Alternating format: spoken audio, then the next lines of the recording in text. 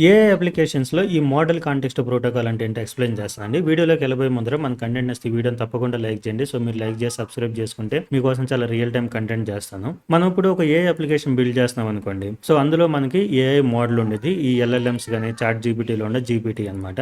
అలాగే మనకి different data sources ఉంటాయి. సో, మనకి డేటాబేస్ కావచ్చు, ఎక్స్టర్నల్ ఏపీఐస్ కావచ్చు, వేరే ఫైల్స్ సీఎస్వి ఫైల్స్, ఎక్సెల్ అలాగే డిఫరెంట్ టూల్స్ కూడా ఇన్వాల్వ్ అవుతాయి అనమాట. డిఫరెంట్ టూల్స్ అంటే థర్డ్ పార్టీవి. సో, మనకి ఇప్పుడు గూగుల్ షీట్స్ కావచ్చు, నోషన్, గిట్ హబ్, స్లాక్ ఇలాంటివి. సో ఇప్పుడు మన ఏఐ మోడ్లో ఇలా డిఫరెంట్ డేటా సోర్సెస్ తో డిఫరెంట్ టూల్స్ తో ఇంటరాక్ట్ అవ్వాలి అని అంటే సో ఒక్కో దాని ఇంప్లిమెంటేషన్ ఒక్కో డిఫరెంట్ గా ఉండేది అనమాట. సో మనకు అప్పుడు ఓవరాల్ ఇంప్లిమెంటేషన్స్ అనేవి చాలా టఫ్ అవుతా ఉంటాయి. సో ఇలా అవ్వకుండా ఈ ఏఐ మోడల్స్ ఎలాంటి డేటా సోర్సెస్ తో అయినా ఎలాంటి టూల్స్ తో అయినా సరే ఈజీగా ఒక స్టాండర్డ్ వేలో కనెక్ట్ అవడానికి క్రియేట్ చేసిందే ఈ మోడల్ కాంటెక్స్ట్ ప్రోటోకాల్ అనమాట. సో ఇందులో మనకి ఎంసీపీ క్లయింట్స్ అండ్ సర్వర్స్ అని చెప్పేసి ఉంటాయి. వాటన్నిటి గురించి నేను ఫ్యూచర్ లో వీడియో చేస్తాను. సో మీరు లైక్ చేసి సబ్స్క్రైబ్ చేసుకోండి. థ్యాంక్ యూ అండి.